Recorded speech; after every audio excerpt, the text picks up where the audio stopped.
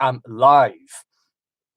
Just going to wait for a couple more minutes just for people to join, and if they want to speak anything about the episode I'm talking about today, the Ghost Monument, then feel free to comment down below in the live chat. That'll be fantastic. I'll be starting in a bit. I'm going to be discussing my thoughts about the Ghost Monument, episode 2 of Doctor Who series 11. And we've got a lot of stuff to talk about today. We've got the new title sequence, the new TARDIS, the episodes, the characters, pretty much everything in the episode. And we're going to be looking forward to the next episode, which will be called Rosa, which will be involved with Rosa Parker as a historical character, which means this could be our first pure historical story in Doctor Who for a long time, since the 1960s. But yeah, I'm very, very excited to do this live stream review. If you haven't seen my first ever live stream review of Doctor Who Series 11, the first episode, The Woman Who Fell to Earth, then make sure you check that out in the next video. So yes, just going to wait for a few more people to join and then we'll get started. So yeah, I don't know actually what to say really. Right now, I must say that my first ever live stream, well, which was about a year ago, and it's now coming up to the 22nd of, or the 23rd of October. Next week's review is going to be my 2-year anniversary on YouTube. So after when Doctor Who has been, obviously aired on the Sunday, that Monday after that, that will be my 2-year anniversary on YouTube. So I'll hopefully do a special live stream, maybe not to review the 3rd episode of Doctor Who, but maybe just as a general chat, maybe something just to do, maybe on the Monday as like a normal live stream. That'd be pretty good. And so yeah, we've got one person who's commented, 1, 2, Charlie coming through. You better lock your door. What are you talking about, Charlie? I've locked my door. No one's coming in here. It's now going to be the live stream mode. I'm even going to put a notice on my door saying no one's going to come in. Live stream's going. Do not disturb. You know what? It's usually the type of things that today I tend to find myself in a position where I need to have everybody out of the room, everybody at work, and when I have a day off, this is like the perfect setting for me because my brother's, at school, my parents are at work, I'm stuck at home doing this live stream, so it just seems the perfect situation, really.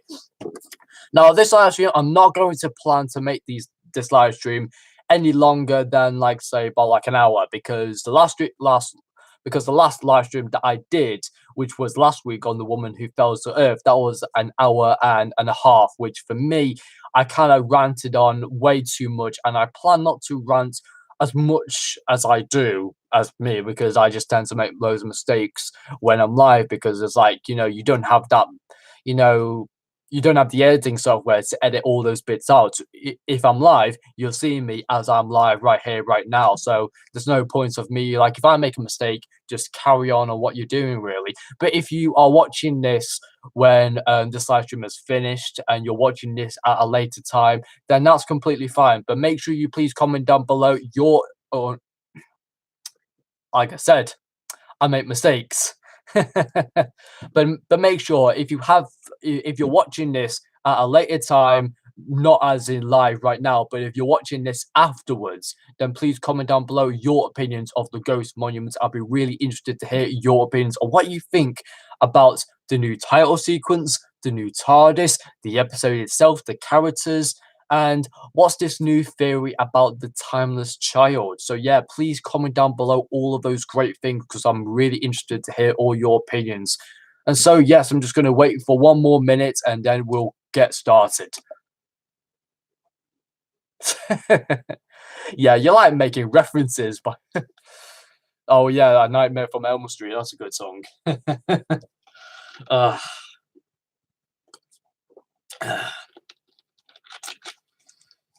So yeah, you must know that I was thinking, I did have a day off yesterday. I could have done a live stream yesterday, but I decided to give it another day because I needed to watch other people's reviews of what they thought about the Ghost Monument.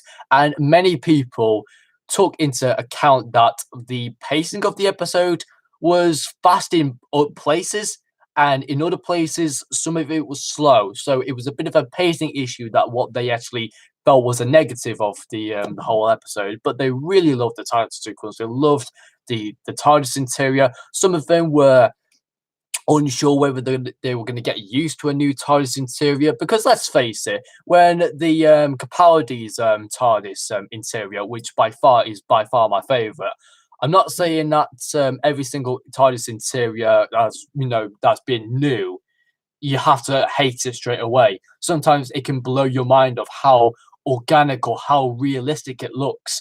I mean, for me, I think when it comes to every single new series, and I keep on saying this all the time, it's like new title sequence, new logo, new TARDIS interior. You're not gonna love it first time around. You're always gonna get one or two people that are gonna, yeah, I'm not a big fan of it. It feels too cramped. It's not as large as it should be. It doesn't have that mechanical feel. But for me, you'll hear my full opinions of the TARDIS interior at the end of the review. So if you're still here, make sure you stick around towards the end where I'll tell you my full opinions on what I think about this new TARDIS interior.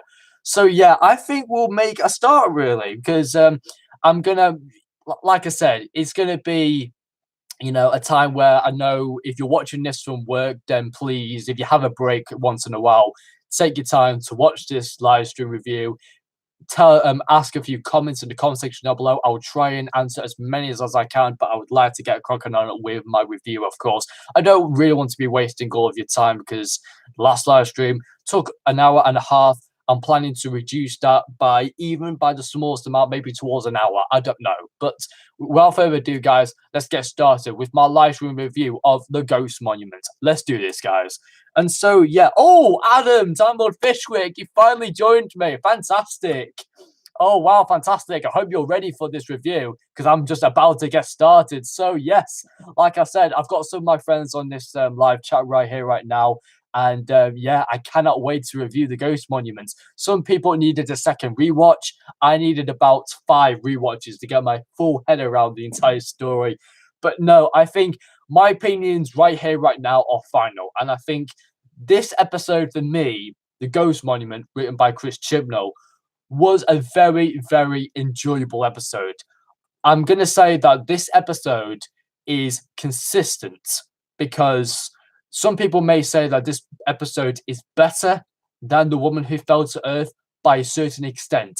For me, I kind of feel like that this episode was a step up from The Woman Who Fell to Earth, but also I kind of feel like that this episode is very much consistent towards the other episode, The Woman Who Fell to Earth, because for me, what I like about the start of a new series, you get episode 1, which is obviously the strongest and the most boldest start of Doctor Who. But when you have a second episode, sometimes the second episode's like, it's not really that good.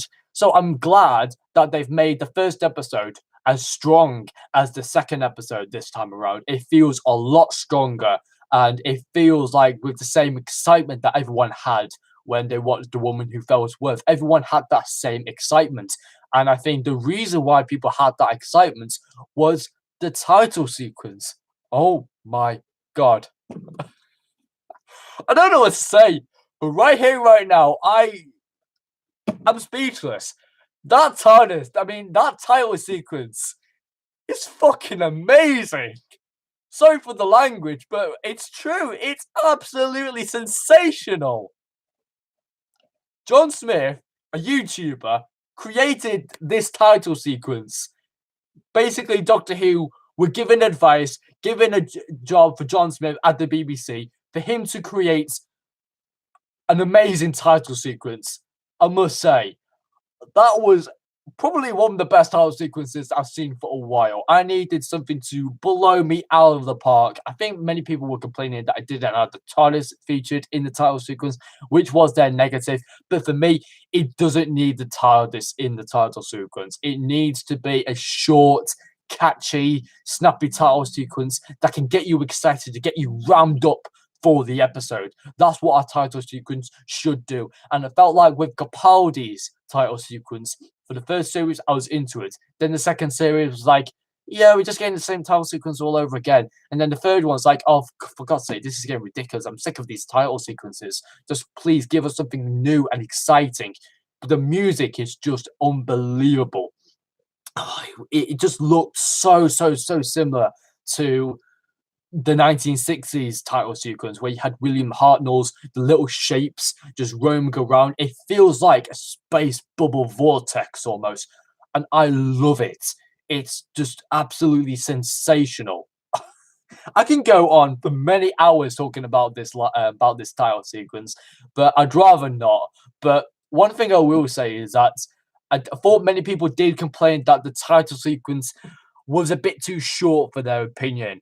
But right now, I think that title sequence as a whole has embraced old and new Doctor Who as a whole because that's what they said to do with this title sequence. The music was supposed to blend the classic series and bring it back to the new series, and they've done the same with the title sequence. It feels like Doctor Who, like it's just been renewed, like it's just been updated, like it's been rebooted in a way, which I think in many people's eyes is a great thing. And this title sequence definitely proves that this show is planning to become a huge statement on the BBC, that this series needs to be awesome. It needs to be exciting. It needs to get people rammed up, get people excited for the episode. This is why this title sequence is so amazing because you've got all of the titles, you see everyone's name, Jodie Whittaker, Bradley Walsh, Mandy Jill, Tosin Cole, and then you see the titles. And then, boy, it's mind blowing. The colours are incredible. I love the beginning bit where the purple is just coming towards you like in a big, massive space bubble. I love it. It's brilliant. It's brilliant visual effects from John Smith. I mean, as a YouTuber, as a normal YouTuber, creating high quality perfection like that for the BBC, for Doctor Who, is absolutely phenomenal. Huge credit to the guy because he's done a fantastic job. Because that title sequence for me is right now one of my huge favorites. I love it to bits. It definitely embraces new and classic, and definitely embraces both versions of Doctor Who together. And it definitely shows a lot of honor and a lot of pride with the 60s era, with also the modern era as well. So it's fantastic, the title sequence. I love it to bits. The title sequence is definitely great. I agree. Let's hope it's staying with Jodie's era. As for the child thing, I got the feeling that it could be Susan, as it would be making perfect freaking sense. We'll get onto the timeless child.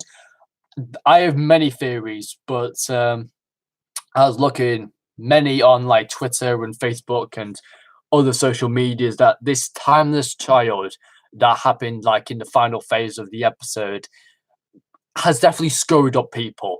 But also it kind of gives us the fact that Chris Chibnall said that he wasn't going to give any series plot points in the series. We weren't going to get any plot points, any spoilers, or anything like, say, like a major plot arc at the end of the series. We weren't guaranteed that, but he's just throwing it in there.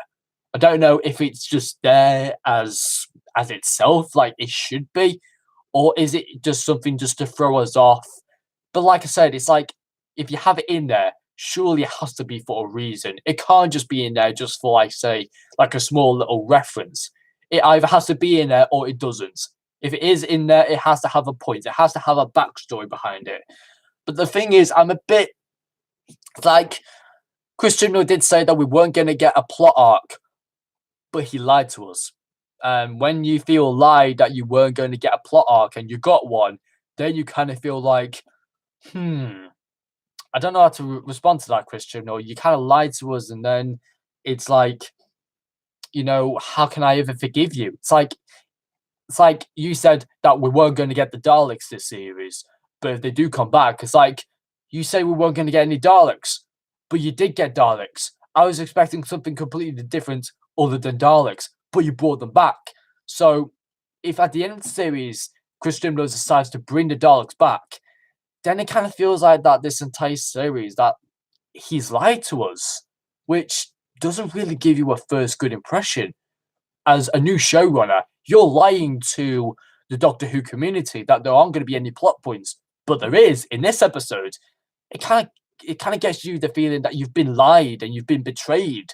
So it's definitely, something that, Christopher Nolan may need to work on. Oh, we're getting loads of people.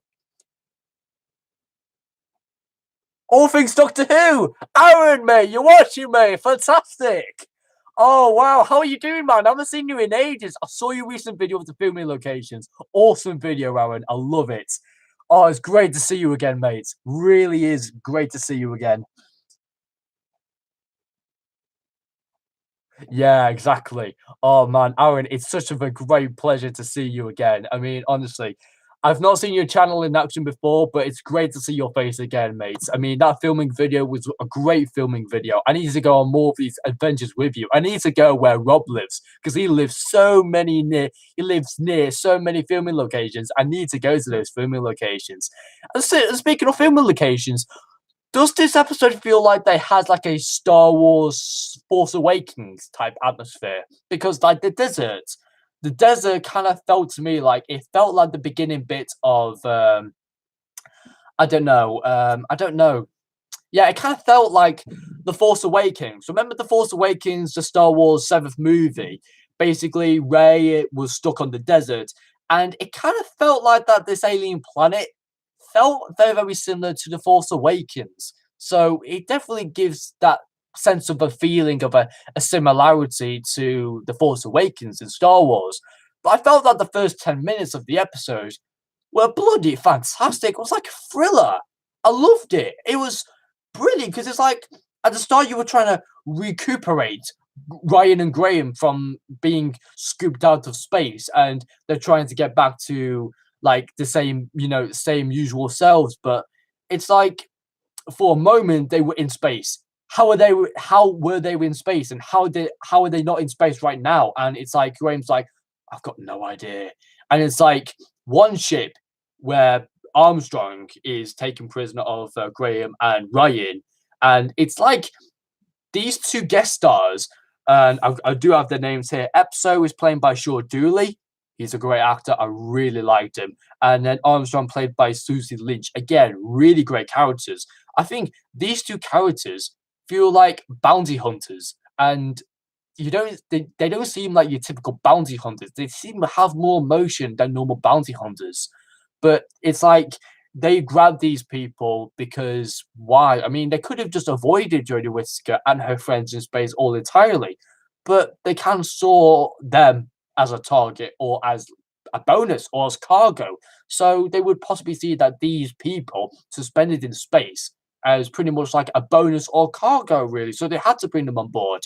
Other than because it would have made a bit sense that I don't know why they could have avoided Jodie and her companions. It would have like made us like worried, like how are they going to get out of that situation if a ship just went past and completely forgets to scoop them off from space? Then it kind of leaves us in a bit of a tricky situation, really.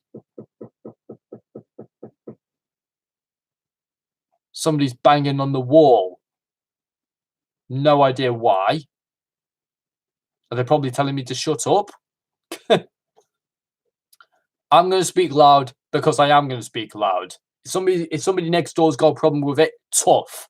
I mean, they have their barking dog shouting all the time. I'm trying to sleep, and that barking dog is doing my head in.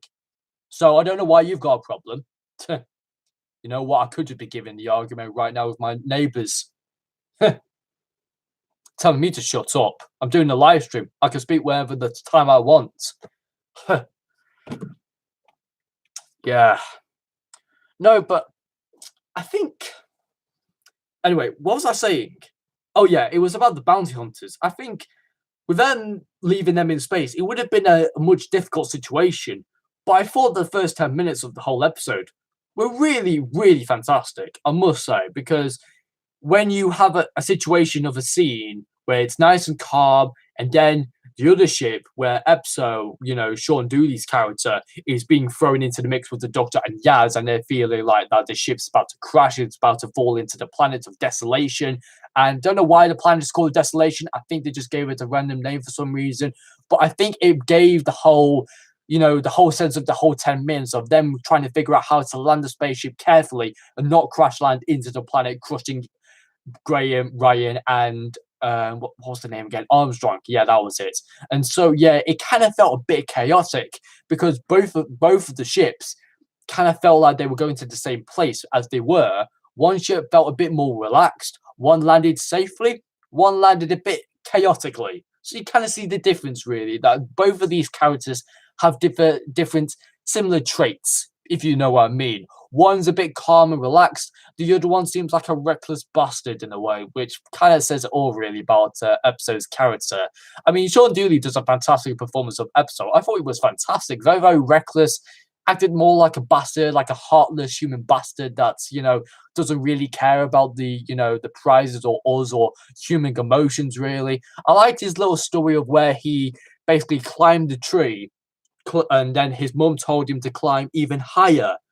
And then he got told to jump off. And then his mum stepped out of the way and he broke he broke his arm, broke his shoulder, smashed his ankle. And then he was like saying, "Now you've learned. You can never trust anyone in this life." It's like, that's pretty messed up. I mean, I must say, it kind of gives us the feeling that, that this entire story kind of feels messed up, like, say, from an Enzo, like, Episode's point of view. But for Armstrong's point of view, it's like she's doing this because she's trying to save her family, from the Stenza, as the Stenza were referenced again in this episode, referencing from episode 1, which I don't know if they're going to be referenced every single episode, because if they do get referenced again, then it's going to become a plot point that I know Christian Mill did say we weren't going to get any plot points in Series 11, but if the Stenza do come up again, then I think the Stenza is going to be a plot point in this series. So that may be a negative for me, but I thought that the connection to Stenza and Tim Shaw was quite nice. Again, I felt that, this entire episode just felt more like, what I said on Facebook? I said it on, like, when I spoke about my full opinions after the episode aired. It felt more like this entire episode was like the Death Zone on Gallifrey in the Five Doctors. It felt similar like that. All of these, people are heading to one specific point, and basically they have to get across the land filled with death traps and toxic atmosphere and poisonous water and all these different bodyguards and traps. So it definitely feels like the Death Zone on Gallifrey in the Five Doctors. It was a great reference that I picked out because it definitely had that slight feeling to it, really.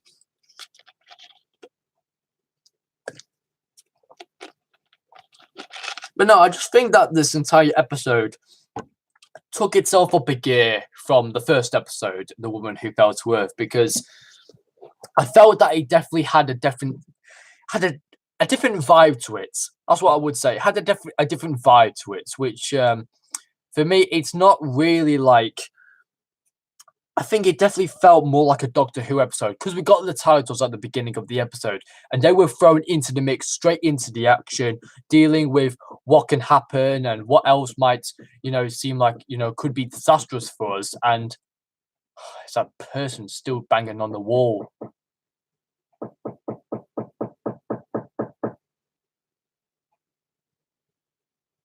They're really telling me to shut up.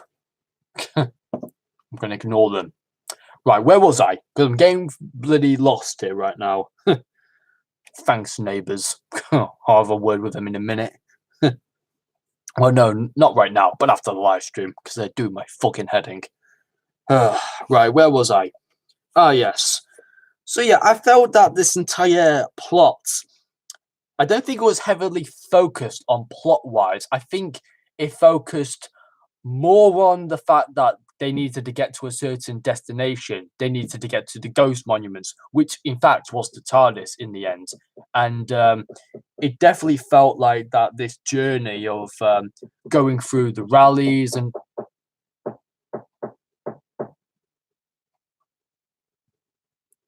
somebody really trying to disrupt me here. Honestly, I'm just going to keep going. If they're going to stop one more time, I'm just going to keep on going. I don't care. Really do not care. So yeah, I definitely think that this rally race of the 12 galaxies felt really interesting because it's like the perfect, like, it felt like the Hunger Games in a way because you had all these different traps and different, I don't know, the toxic water was a nice idea. Having microbes in the water, basically, if you jumped into the water, you're dead instantly. One of the things that definitely confused me was the toxic atmosphere. I didn't know why they mentioned the toxic atmosphere because they breathed basically for most of the episode, and in a way, it kind of gave us the impression that the atmosphere on this planet isn't toxic at all. So how come they managed through the entire episode without even suffocating? That's the thing, really. So why did they mention about the toxic atmosphere? That, for me, kind of seems like a stunt point. Maybe they missed it out. Maybe they didn't mean to say toxic atmosphere, but they did though. So it kind of gives me the feeling that, hang on, toxic atmosphere. So how come the Doctor and all her companions are still alive without even breathing this toxic atmosphere? I mean, where's it come from? I mean, is it toxic atmosphere on the planet, or is it not? I don't know. But no, this plot felt really, really interesting, fast paced, and full of action. I thought the action was fantastic, and one of the actions which I very, very much enjoyed was Ryan's Call of Duty moment. And I don't want to say that this moment of Ryan's was in any way bad. I thought it was very, very, very good. I'm not gonna lie here. I mean, I loved Ryan's Call of Duty scene. I think it was a perfect moment for him because I think you know that he doesn't really know that the Doctor hates guns, but it's like Ryan has been associated with the whole Call of Duty society. No, normally he feels like the more realistic character of doing games as a normal teenager, and obviously he's come across Call of Duty in his life as a normal character. So for me, it definitely felt like as a great reference to put in there that Call of Duty moment because I bet he plays Call of Duty even pretty much before when he was on the TARDIS or before even he was introduced to the Doctor, Yaz, and everything around it really. So I think he felt at home when he did that Call of Duty scene because it's like if you play Call of Duty and if you were in that situation, you would do the same thing. I mean, I would do the same because screaming, shooting robots down. It felt like a Call of Duty moment for some people. Some people who play Call of Duty a lot, that will definitely feel like, ah, yes, Call of Duty. That looks awesome. I want to do that. So it kind of feels like that it's relating to all of the people who like Call of Duty, and it's like referencing that moment of being in a video game, but it's like, these space robots, like, oh no, I've been trained Call of Duty style. And then he goes out, and then when he realizes, like, where's the reload? Where's the reload? He goes back inside, and he was like screaming his head off. So it kind of feels like that when you play Call of Duty, when you waste all your ammo on all of the monsters, then you run out of it, then you have to go back to base. So it kind of feels like that. But no, it was very, very funny, that Call of Duty moment. I really, really enjoyed it.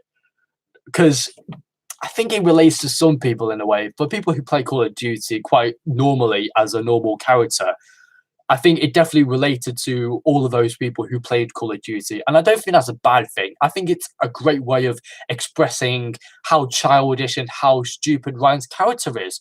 And sometimes he may need a lesson to learn, really, that guns are not the way to go in Doctor Who. Brains beat bullets always. And that's why the Doctor's always right about guns, never use them.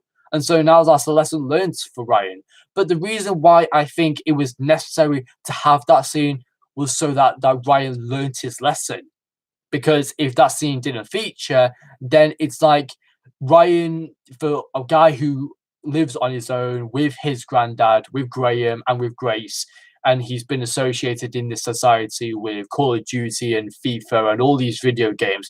You kind of give him the little bit of sympathy that he had to do it because it was like his perfect moment to shine, and I very much enjoyed it. It was so funny, so hilarious, them screaming and charging at the monsters, shooting them down.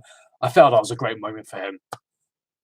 No, but oh, what was I going to say now? We mentioned about the first alien planet, Three Suns. That definitely reminds me of a planet. It reminded me of a Doctor Who planet that had three suns. I don't know if this planet is the first planet in Doctor Who history to have three suns. I know there was a planet in Doctor Who that had four suns. I don't know which one it was. I think it might be one. You might know, Aaron, or you might know, Charlie, because I know you like to do your research, you like to do your homework. This is why I'm saying out some homework for you, Charlie. See if you can know any planet in Doctor Who history that's had more than three, or even more suns. So that's your homework for you, basically. I can't believe I'm giving you homework. No, but nah, this episode I very much enjoyed. It's like this doesn't feel like your usual episode 2 in a Doctor Who episode. This episode felt so jam-packed full of action and emotion and character development. And there was just so much to this episode that Jodie was looking for her TARDIS. And it was such of a battle to go and find the TARDIS and to get everybody off the planet. Yeah, basically, Charlie, when you feel like it, mate, whenever you have time, tell me when you have your 4 suns. If there's a planet out there that has more than 3 suns or 4 suns, then please tell me straight away, because I don't know if that's the first ever planet with 3 suns. It could be, I don't know. But that's your homework for you, though, Charlie, or for anyone who's interested in doing it. That's your homework for you. Maybe I should give out homework quite often. Maybe I should do that. I don't really feel like a teacher right now. God's sake. No, I mean, no, I think this Ghost one, you definitely had a lot of great moments. I thought that that self-lighting cigar that Enzo had, that was very good. I mean, it now puts us in a picture that does Doctor Who have space drugs, space cigarettes? I mean, I keep on seeing people smoking every single day. So I kind of get the feeling that that relates to pretty much everyone who likes to smoke and likes to get a cigar. Imagine if you went into space and you bought yourself a self-space lighting cigar. That'd be fantastic for people who like smoking. That'd be like that epic like Christmas present in a way, because it's basically a space cigar. I mean, who doesn't like that? Who thinks that's cool? A self-lighting cigar that basically lights up when you click your fingers. That's awesome. And without that cigar, they would have been dead from those cloth creatures. Now, the cloth creatures I really liked. Look, I think. Don't get ahead of yourself, Adam. Don't get ahead of yourself, Adam. I'm not a great teacher. I might be a terrible teacher. I'm not a teacher on YouTube, for God's sake. All right, fair enough. I was better than you other ones at school. I'll take that. No, but when I keep on looking in this chat, I get distracted on what I was going to say. Damn, what was I going to say? What was I going to say? Oh, yeah, that space cigar I was mentioning about. It's like it relates to everyone who basically likes smoking, really. And I don't know if that relates to anybody who likes smoking, but it definitely gives us that little vibe that space drugs have been introduced, and kind of gives us the fact that people like to smoke. And yeah, I think it gives people, that even cigars still exist, or even cigarettes still exist in the near future. So you never know. They could be even, maybe this time generation, maybe in the next 10 years, they can even produce cigarettes that can light instantly. So you never know. That could be a real thing. It could happen. Like self-lighting cigars, that would be fantastic. It will save all those people carrying stupid lighters with them. That'd be great. Of course, I don't smoke, so it's none of my business. So I'm not going to talk more about it. So yeah, as long as we leave it, the better. Good. Now, I felt that the host. Now, please forgive me if I do pronounce his name wrong. I'm gonna say his name is called Alan. If that is the right name for him, Alan, spelled Alin. If that's right, I do think that's right in a way. But no, I felt he was a very interesting character. Although he was a hologram, a holographic figure in a holographic tent that didn't even exist. And he felt so realistic, like normal holograms. He was either an interface or a hologram. Because normally on holograms, they're normally programmed. But this hologram has never seen the Doctor or the companions at all. So he would not know how to react unless it was interface. Then I think it might have to be interface. And I like that little scene of Jodie Whittaker saying, "Those are some brilliant nose hairs that you've got for an interface." Why pick that out? Nose hairs. Really? God. I'm now trying to think away from that, but I can't. It's now stuck in my mind. No, but one of my favorite moments with him, he didn't appear much in the episode. He pretty much appeared at the beginning, but then gave that little. Basically, he was at the start and the beginning. He wasn't even featured in the middle bit, which was good. But I think my favorite scene was at the very, very end of where both Enzo and Armstrong basically arrived at the tent being joint first. And they wanted to be joint winners to get off the planet to share the prize and to get off safely to save their family. And I like that a lot. But I think what I loved about most was that the host, Alin, he said, well, you've got your prize, you've now got your transport, and now I'm going to take you off the island. Okay, then you can also get these people off too. Like, no. And then he clicks the fingers like, boom, they're gone. And then the Doctor and the companions are stranded on the planet with no help with the TARDIS, no ghost monument, no nothing. That's my favorite scene with him because it's like he made himself more like an egotistical figure without even being a villain. So it kind of feels like that he was meant to be there just to sabotage the Doctor and her companions from getting off this planet. It's like, save them. No. Doing that, boom, they're gone. It's like, I'm doing this for you, but not like that. No. No, but it was really funny, though, I must admit.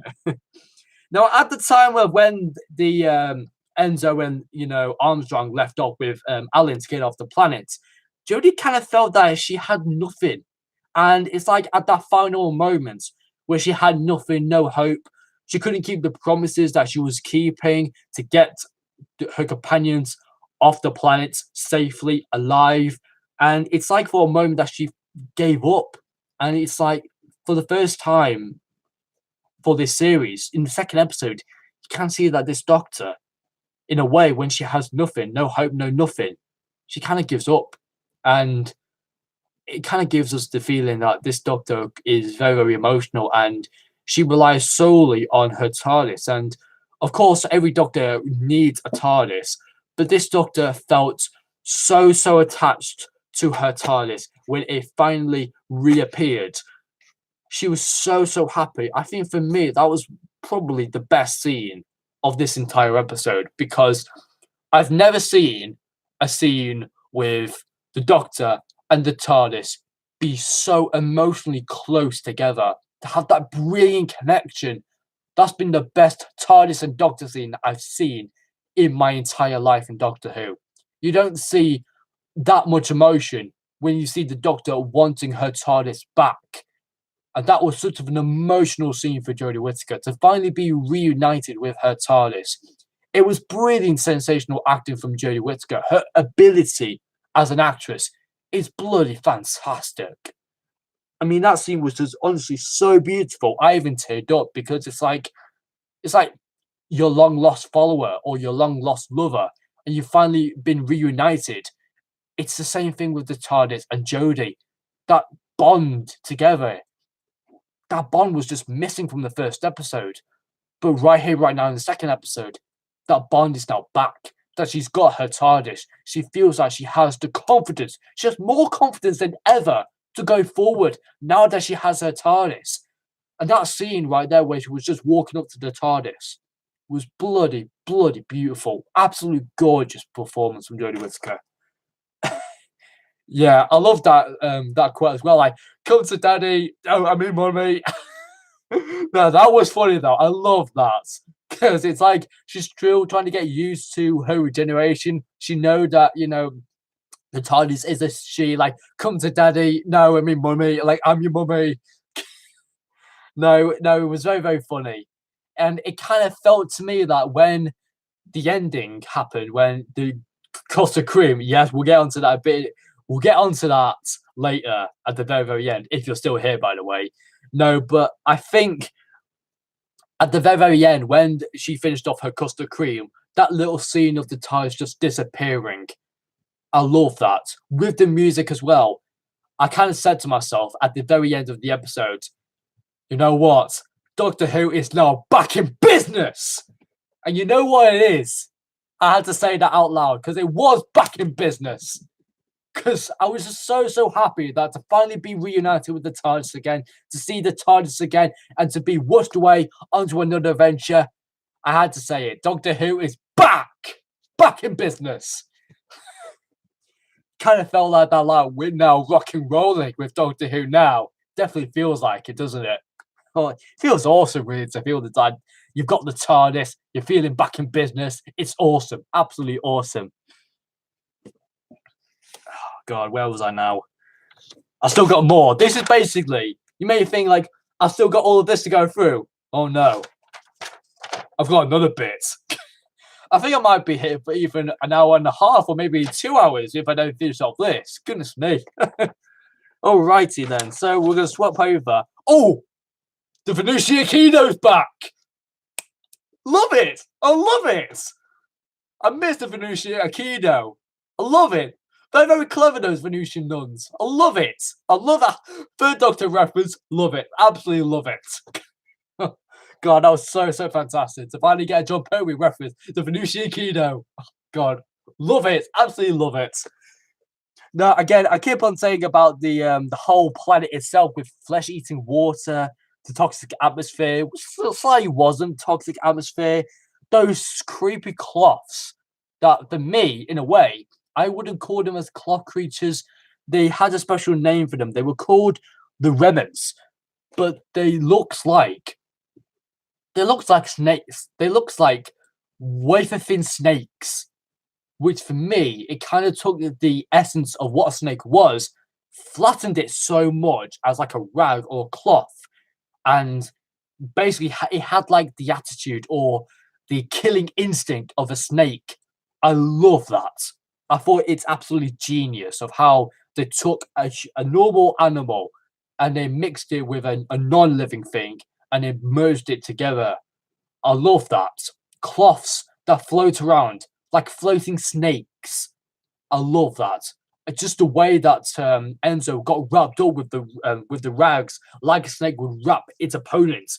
I love that. Brilliant reaction, and I felt it was really scary when he got wrapped up with the mask on and he couldn't breathe at all. And thank goodness Armstrong had to use her knife and slash the cloth out of the way. So thank goodness that Armstrong came to the rescue for Enzo. So he would have been dead if she didn't do anything. But no, I thought Armstrong, she for me feels like the special one in a way. Maybe thinking, why are you calling her the special one? Well, I felt that she had a bit more emotion than any other character in the episode. She kind of felt like that she did all of this. She took the whole risk of going on this mad, crazy adventure to come to the final and to be challenged like this.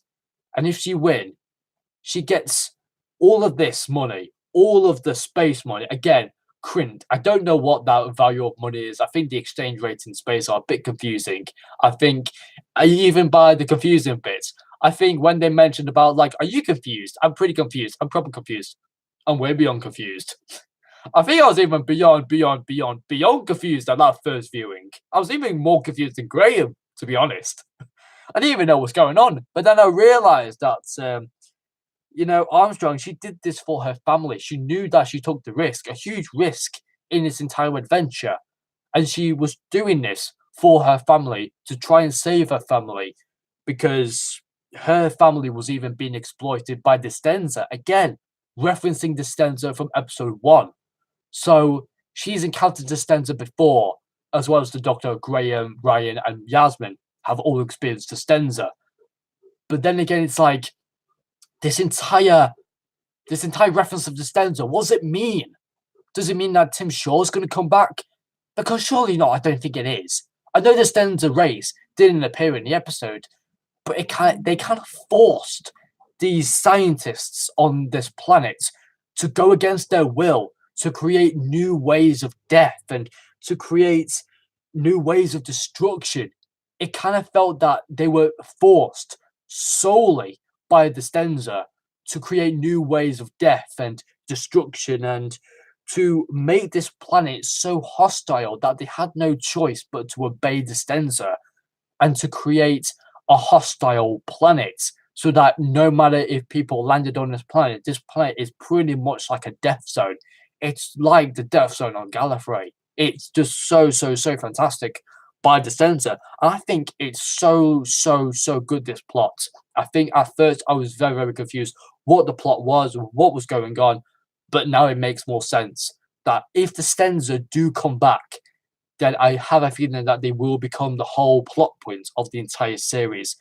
But I hope they don't. I just hope it's probably a coincidence that they had to reference the Stenza.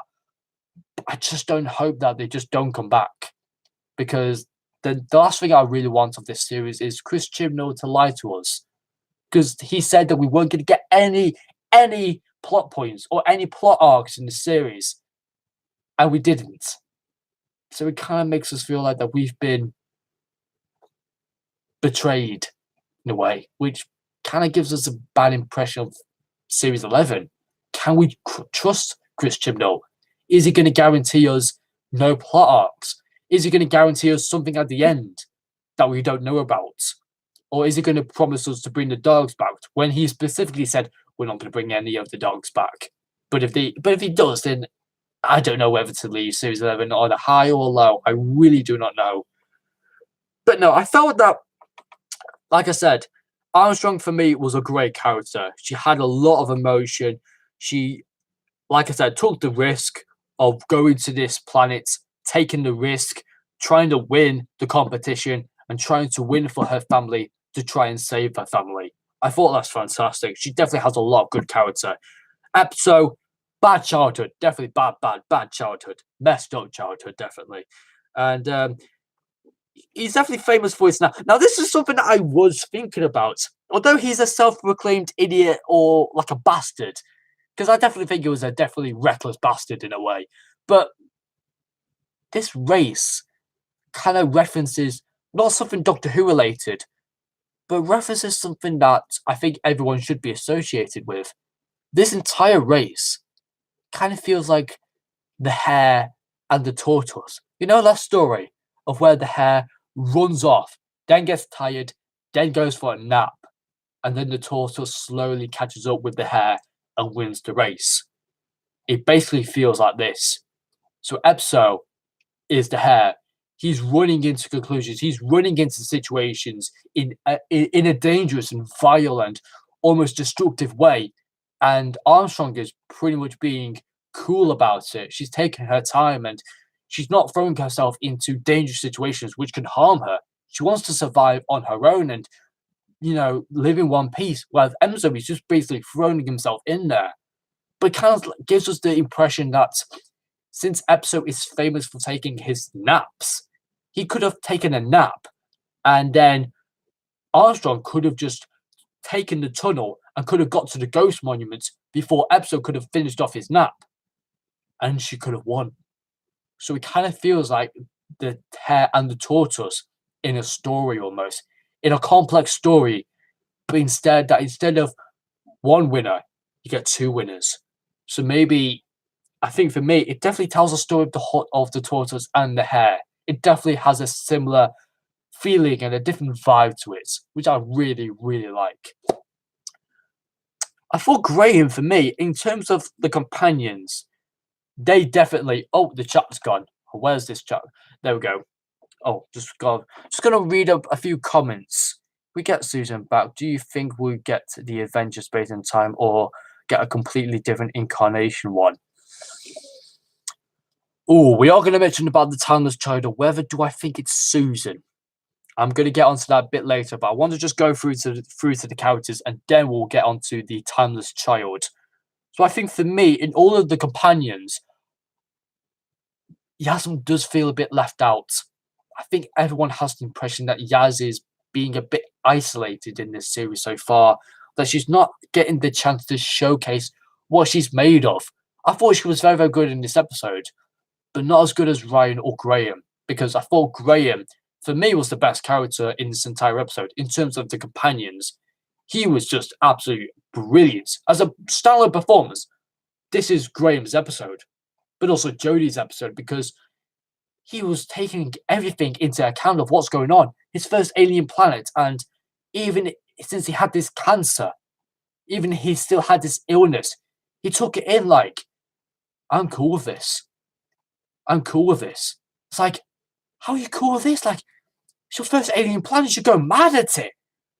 But no, it's like, you know what? He has more emotion than anyone in this episode because he definitely has that same referencing Grace, his wife, and it's like, you know, I wonder if Grace was here.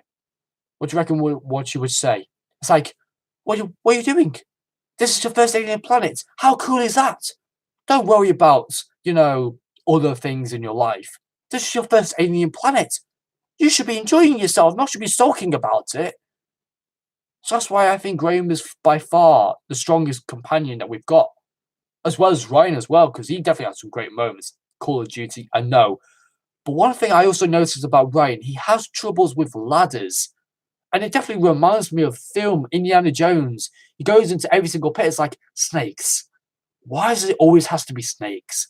And for me, I don't know whether it's ladders in general that freak Ryan out, or is it something to do with his confidence? Like he doesn't like going down ladders, or doesn't like climbing up ladders. Maybe he has a bit of a problem. Oh, don't worry about this. This was ages ago. Don't worry about it. I cut my finger. I'm the chef. It happens all the time. Don't worry about it. Hey. Gosh, what am I doing? I'm acting such a child. And I thought Ryan was a bit childish in this episode. Because, of course, running into situations, like that Call of Duty moments, I kind of feel a bit sympathy that he did run into with a crazed mind that he was going to shoot down all the monsters and save the day. Yeah, it didn't happen. They all got back up and he was trying to find, like, where's the reload? Where's the reload? No, because I thought that Ryan, he definitely had he's got a lot of confidence. He definitely has a lot of confidence. And like I said, I thought Graham, he had so many great lines. He very much enjoyed himself. He has a lot of comic relief. Not a lot, but very, very small. Like, he was talking to episodes like, oh, we're all alone. We start as alone and we finish alone and all the stuff in between. Are you always this miserable, or did you have to work for it? I love those little sarcastic lines from Graham. He was by far my favorite character in this entire episode, as well as Armstrong. I thought both of them showed a lot of emotion, and I think especially Ryan and also episode did show a little bit of emotion towards the end because it's like, without my cigar, you wouldn't be here. You wouldn't all be standing here, right now. My cigar saved you all. And then when they went into the tent together, and we saw a little bit of the anger and a bit of the relief that episode had of, if you don't get us this planet right now, you won't see tomorrow. I can't remember what he actually said, but it's like we saw the kind of relief of episode that he wants to get off this planet. You put us through our paces. You put us through hell. Get off this planet right now, please. We're begging you. It's like he's showing mercy. It's like he's begging for mercy. Get us off this planet right here, right now. We're here. We're joined first. Get us off this planet right here, right now.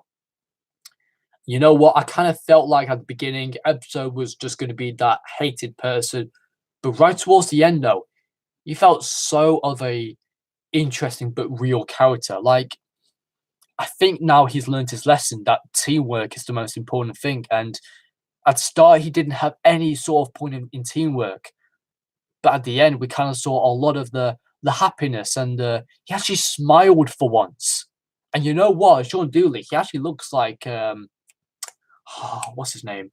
Since I love football so much, he looks like a very similar face to Mauricio Pochettino, Tottenham Hotspur's manager. He looks very, very similar to him. So that's one of the things I picked up on EMSO. But yeah, I think in terms of all of the characters, Yaz is unfortunately the one being left out. And I definitely feel sorry for her because there's not something in there that challenges her. I think when she saw the police box, it's like, hang on, you sure that's a police box? Sure, there's one in Sheffield that's green on Surrey Street. And that's actually a real thing. I actually looked on Facebook, and there was actually a green TARDIS on Surrey Street in Sheffield. So it's actually a real thing. It's not made up. It's actually a real thing. I mean, I was so happy that to see a green police box. Not a green TARDIS, but a green police box. It definitely gave us a little bit of that reference as well. So yeah, definitely. I thought I love the moments where the Doctor was raging at Ryan because she doesn't like the guns, brains be bullets overall, and she uses this electromagnetic shockwave to fry the systems of the robots to get them out of the situation. And also something that was picked up upon way too much from many people on social media after the episode. The Sonic gets used way too much. I don't know how to respond to that. I think for me, the use of the Sonic is great because I like to see it in action, because it's important for the Doctor to get used to the Sonic screwdriver and to use it more often. Because back in, like, say, Series 11 or like back in Series 10, the Sonic screwdriver was hardly used apart from like the finale or one or two episodes. But in Series 10 and especially like Series 8, the Sonic screwdriver wasn't used a lot. And I think many people complained that the Sonic was underused. And now many people complaining that the Sonic is now overused. It could be just for one episode. The next episode, you may not even use it. But I kind of get the feeling that people are a bit of patronizing the fact that, oh, the Sonic is underused. Or no, this series, she's overusing Sonic. Please don't use the Sonic way too much. She's been buzzing it around other things. She's using it way too much. You know what? It's the second episode. Don't get too patronizing right here, right now. Because although she's using the Sonic, I mean, for me, it kind of feels like that. You know when Matt Smith used his Sonic screwdriver, he used it far too many times. I mean, even in a silly way, but he used it way too many times than Jodie Whittaker. So I don't think you can say really that, oh, Jodie Whittaker's Sonic screwdriver, she's using it way, way, way too much. Well, you don't really know, really. Sometimes in episodes, she may use one, or like she may overuse the Sonic screwdriver way too much. But you know what? It kind of gives us the impression that she needs to get used to using it more often, because it's the whole point. Because without that Sonic screwdriver in the first place, she would not have got us to this alien planet, and she would not have stabilized the TARDIS. So without that Sonic screwdriver, we would pretty much be stuck with no TARDIS and no Sonic screwdriver for an entire episode. So it had to be done, and I'm really happy that it's been used, because in the last series, in the last couple of series, it was hardly used. So I'm glad they're actually using it more often this time. Yes. So it's now the thing that you've all been waiting for. The theory about the timeless child. I need a drink before we get into the whole theory of the timeless child. Oh god, I don't know how to respond to this. I know many people are going to have many theories about this timeless child, because this is probably the most heated thing that many people have been talking about on social media. What is this timeless child? Who could it be? And yeah, just gonna have a sip of water and then we're gonna get straight into it, because I want you guys to comment down below, what's your theory on this timeless child? Because I sort of have an idea. I don't think it could be right, but I'm going to tell you it anyway. I want you to know what this is. Good old-fashioned Vimto. Can't beat it.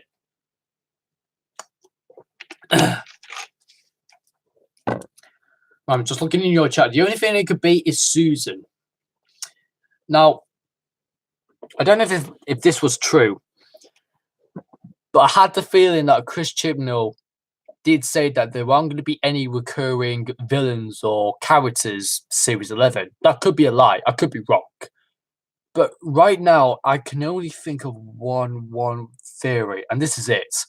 My theory is that when the Redmonds, the cloth creatures, spoke about this timeless child, that they can see into the Doctor's past and future and present, they can look in to see what Jodie Whittaker doesn't want to be revealed.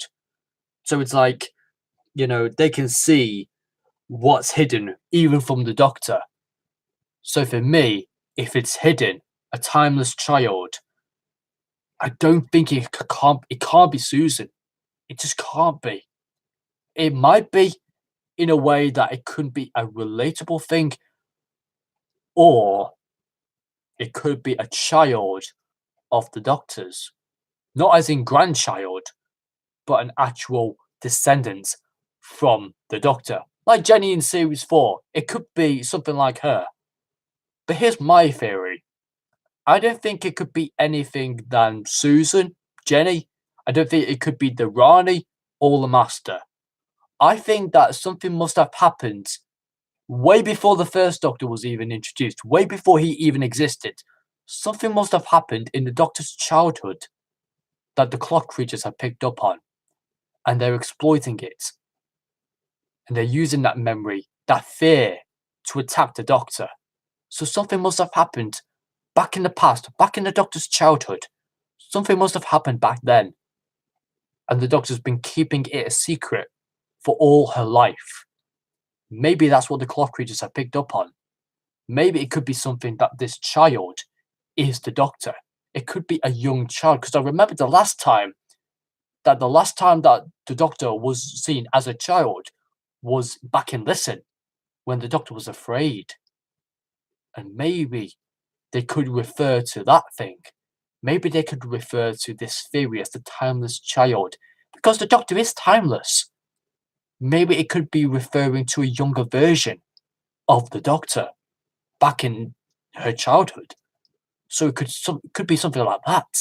That's my theory anyway. But I think my theory makes more sense, because a timeless child, of course, Susan is a Time Lord, but she's a grandchild. I still don't think it can't be her, because I just don't think it is. I just don't even know. Like, the Doctor must have been a child back then. She must have been timeless. Maybe the timeless thing is just a word to describe the Doctor as a child. But something must have happened back in the past. And I think the reason why is because in most of the trailers that we've seen, why is the Doctor being like this? Why is she having this pain agonizing to her head? Why is all of the pain going to her head? It's just like, ah. Why is she reacting like that? Maybe she's trying to remember that moment. And maybe she's suffering so much pain from even remembering that memory that it could almost kill her because of the fear inside of how much has been hidden from her. For me, that is like, get out of my head.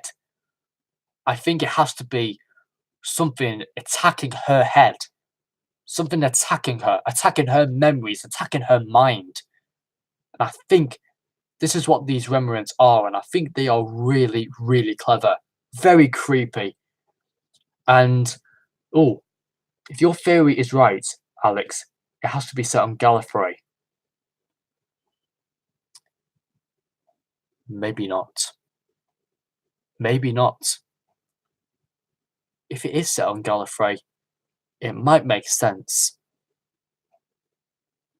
But I think it might be some other place other than Gallifrey. I think there might have been a time where the Doctor was taken on a journey somewhere else other than Gallifrey. And that moment happened, and the Doctor wants to forget it. And as long as she tries to remember it, of the memory that she's forgotten, she keeps on remembering like that, she's gonna get her brain fried because of all of the fear inside her brain. So I think for me, it might make sense if it was on Gallifrey, but what if it wasn't on Gallifrey? It might have been that the Doctor might have been was sent on a journey to a distant planet, and maybe something like this happened. Maybe she's been on this planet before. Maybe she's not knowing this planet. It could be Gallifrey. But it could be Gallifrey in many, many, many light years. But then again, Gallifrey can live on forever. Or this could be a planet, or could be a planet that she wants to forget. But she knows that these creatures have picked up that memory inside her brain, and she doesn't even know it's hiding. Maybe it's exploiting her mind. Excuse me. It could be exploiting her mind. And it could be exploiting her life. It could be affecting her. So that's what I think. I don't think it could be Susan. I don't think it can be anything else other than the Doctor in a younger version. Can't be the Master, can't be the Rani. And I don't think it could be Jenny or Susan. I think I have to go with my theory. The Doctor has to be a young child. The Doctor is that timeless child. It has to be a young Doctor. But something must have happened way before the first Doctor was introduced, way before he existed. Something must have happened. And it might be something that we could find out in future episodes. So that's my theory anyway. But please, comment down below, what is your theory on this timeless child? I'm really interested, because I think for me, the other ones could be false. But I think this entire theory that I've just spoken to you right now, if I'm right, I deserve more subscribers. If my theory is right, then you've got to tell more people to subscribe to me. That's going to be my only reason. That's going to be my only reward. If I get this theory right, I get more subscribers. That's it. I get more subscribers than any other YouTuber in the world. If I get this theory right, I get more subscribers. That should be my reward. Imagine if it is, though. Imagine if I get it right. I'll be saying to Chris Chibnall, I told you so. I bloody told you so. Oh, no. But if I do, that'll be great. That'll be fantastic. It definitely feels like the right theory. I really hope it is the right theory, because I will be surprised, I will be shocked if it is the Master, if it's the Rani, or if it's Jenny from Series 4, or is it Susan? But it has to be the Doctor. Surely it has to be. Has to be the Doctor no matter what. But something must have happened. Something disastrous must have happened. And the Doctor is going crazy over it. Get out of my head. Don't you dare touch my memories. Don't you dare touch what I know. For me, I think it could be right. Oh wow, we're getting more people joining. Hello, everyone. Again, I think I'm almost coming to the end of my review in a way, because I think I've spoken out all I need to say, really. Again, I think... Oh, now I haven't spoken about everything yet, since I am now coming towards the end of my review. And I hope you have enjoyed it, guys. Remember, if you have enjoyed this review, please smash the like button for me, as well as share and subscribe to my channel for more amazing live stream reviews. And make sure you comment down below your entire opinions on the Ghost Monuments. Please do, because I'm really interested to hear your full opinions on this entire episode. Was this episode better than the first one? Or was this episode slightly not as good as the first one? Please tell me in the comments down below. I'm really interested to hear your full opinions. And so now, let's get into the final thing we've got to talk about in this episode. The TARDIS interior. I know, I couldn't have spoken about it at the beginning, but I'd rather save it right towards the end. And you want to know my reactions of the TARDIS, what I think about it. At first, I loved it. I absolutely loved it at first. It was just incredible. I even loved the little bit where she stepped inside the TARDIS. You saw the side panels. You saw what they looked like. In other Doctor Who's, we didn't see that at all. We just saw the doors and you saw the whole box. But this time, you saw the side panels and then you saw the whole interior. For me, I like that a lot. It just shows that you can see the side panels. That you can see it's actually a police box. But then one step further, you see this entire room. And I love it. I think it's something new and something exciting. And it felt organic. It felt like it felt completely similar and familiar, like the Doctor's Son screwdriver. It had that organic tone to it, which I think they wanted to go for it, because a mechanical feel to the TARDIS would just make the whole thing, like Jodie Whittaker's personality, wouldn't be the same if it was with a mechanical TARDIS interior. I think the reason why Peter Capaldi's TARDIS interior, for me, looks better for his Doctor was because it blended his dark tonish, his unpredictability, and his unknowing sense of right and wrong, and his darkish tone. It blended so well with Capaldi's era. That TARDIS was just amazing. Some people will say that that TARDIS is the greatest TARDIS design ever, and this one is pretty much just a rip-off. No, don't get ahead of yourself. I think it will grow on you. If you don't like it, fair enough. But I think for me, I like it. I think it could be better. I think many people have said that it could be bigger, as in most of the angles that we saw in the TARDIS, it looked a bit cramped, which I think it's right in a way. I don't really want to say that I don't like the TARDIS design. I love the blue, the gold, and just the whole TARDIS console. It just looked so similar to her son's screwdriver in a way, which I think says it all really, because you have to have a doctor that matches the same interior as the TARDIS. So basically, if Jodie's personality is so human and so warm and so welcoming and so enjoyable, I think this TARDIS is just perfect for her. In terms of favorite TARDIS designs, maybe not. I don't know, but I think um, I love many bits to it. I love the little whatchamacallit. It's like a sand grainer. I don't know. That seems a bit weird, doesn't it? Yeah, that does seem weird. Oh god. I like the crystal spinning TARDIS. That was cool. And I think my favourite feature of them all, custom cream dispenser. Yes, please. Oh, I'm glad that they featured that.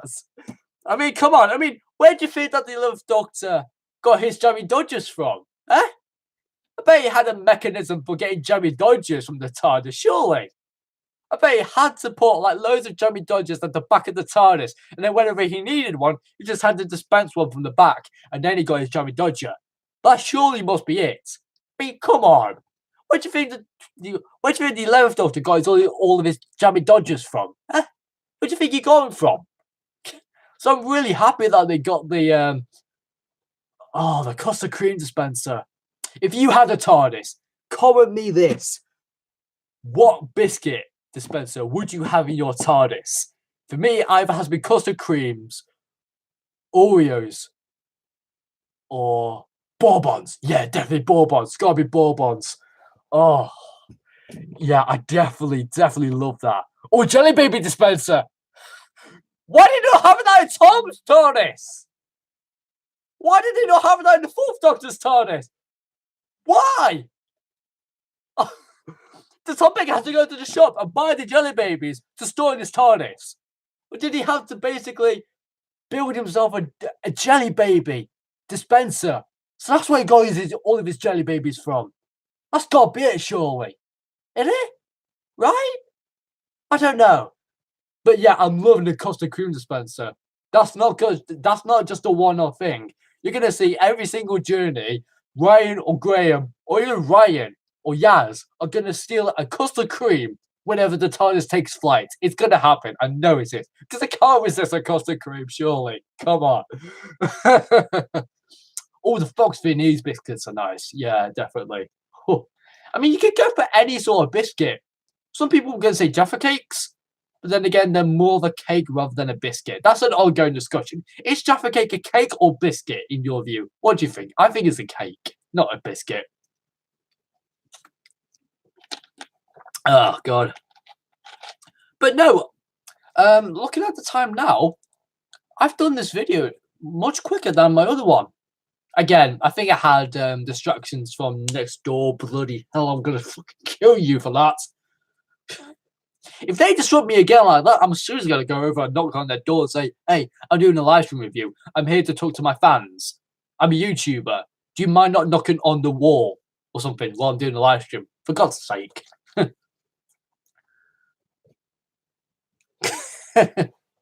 Yeah, maybe. Who knows, Adam? No. Oh, imagine if a drinks dispenser, they could have it. Oh. You know what? I'm thinking about customizing my own TARDIS. I'm going to have drinks dispensers, I'm going to have biscuits dispensers, the console with loads of buttons to press, and I'm going to make the TARDIS look good. I think it has to be a combination of Capaldi's TARDIS, and I think Tennant's TARDIS. Oh, a combination of both of them would be brilliant. Oh, I don't know. You know what?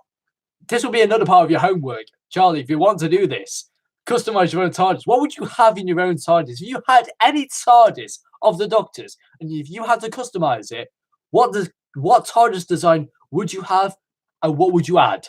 That would be my question to all of you. Question of the day. Let's do that more often. I think I should do that more often. That'd be great. So anyway, guys, I think that's the end for my episode live stream review of the Ghost Monument. My rating for this episode, for me, it definitely has to be a 9 out of 10. I'm not going to rate this one higher than the other one because the other one, for me, was fantastic. It was just absolutely sensational. But I also must admit, though, that I'm glad that they're taking into account that each episode has to be consistent, in viewing ratings, consistent in, overall ratings as a whole. How high would you rate it out of 10? For me, it has to be a 9 out of 10. I rated The Woman Who Fell to Earth 9 out of 10 as well. Because the reason is because they were just both the same. They were just both brilliant in the same way. A couple of nitpicks here and there. That toxic atmosphere blew me off. Why did they say toxic atmosphere when they pretty much survived towards the end? They didn't suffer from any toxic atmosphere. What was that all about? That timeless child thing, the stanza. If that doesn't get featured again, then I don't know if it was just thrown in there just to get us all thinking, or was it in there for an actual purpose? It either has to be in there for a purpose or it doesn't. But now since it's in there, I don't know.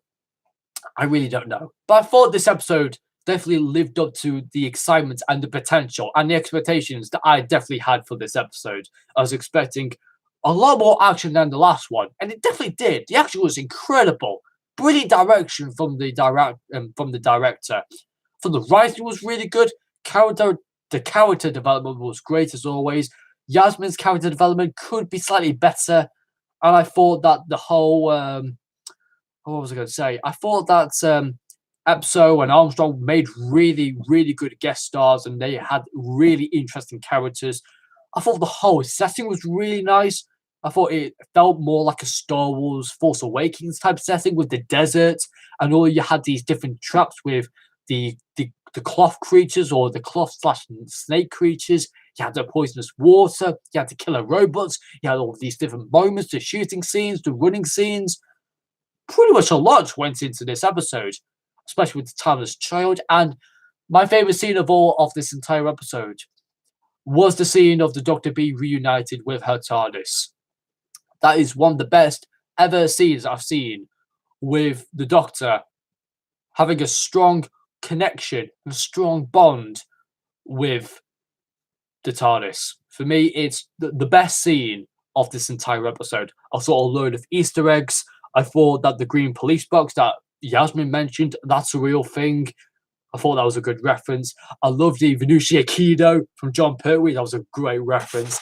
And what else I was going to say?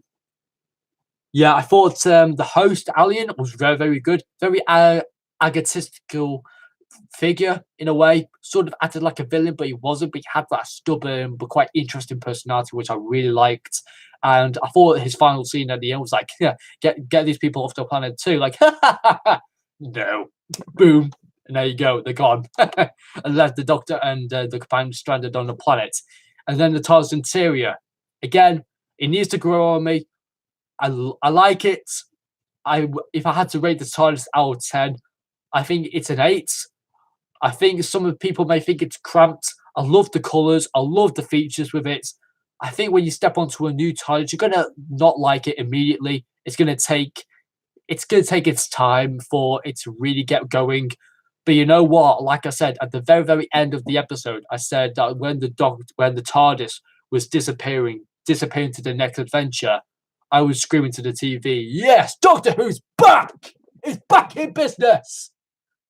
You know what? I might have been a bit loud. I had nobody here to watch it really, because oh god, if I had somebody here and if I shouted like that, I would be fucking grounded. Trust me. We don't have screaming in my house. My parents hate me shouting. My brother hates me shouting. And so if I did that when they were here, then they would not like that at all, pretty much. Oh, what am I like? I'm pretty much like Ryan. Stupid, idiotically, bit of a bastard, bit of a cunt, but oh well. Never mind. Everyone's a bit of a cunt. I was trying to say that's an insult. I'm only saying that to me because pretty much I am. But right now, I feel like that this episode was a defo step point from the woman who fell to earth. Series 11 is going so strong. I'll be surprised if the next one, a historical story, finally, a pure historical story, we're going to get for our next adventure. Rosa Parks. My brother has read on the book so many times, and I know about the history of Rosa Parks so well. But boy, I cannot wait. I think every single episode, I can't wait. Because I think sometimes when you look at to the next time trailer, I thought the next time trailer was back. I needed to see the next time trailer again. I was glad to see that this next episode is going to be focused in the past. Because, of course, this series kind of feels like a similar pattern. Because it's like the first episode is set in present day, of course. Then the second episode is either set in the past or the future. Last series, it was set in the future with Smile. And the next episode was Thin Ice, set in the past. And now Rosa Parks, or this episode called Rosa, the next episode is set in the past. So I don't know if it's going to be set in this formation, present, future, past, present, past, future, present. I don't know. I don't know really. I don't know what the pattern is with all of the different time zones. But I think that will do it for this entire episode. I think I've said pretty much everything about this entire episode. So like I said, guys, thanks so much everyone for watching for this live stream review. I hope you have enjoyed it. Like I said, please smash the review for me. Don't smash the review. I didn't mean to say that. Goodness me. I need to say these words properly. Again, I have problems with speaking out the right words. I meant to say, smash the like button on this video, not the live stream, because, gosh, you would not even be able to see this. So, but smash the like button for me on this review, guys, if you definitely enjoyed it.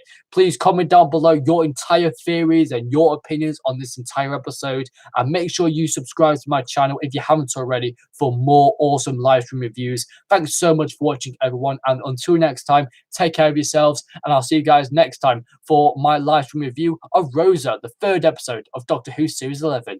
Doctor Who is now back. And I want to finish off this video this way.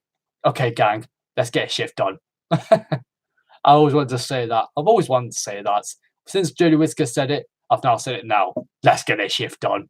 I think Doctor Who Series 11 is now rock and rolling. I can't wait for more.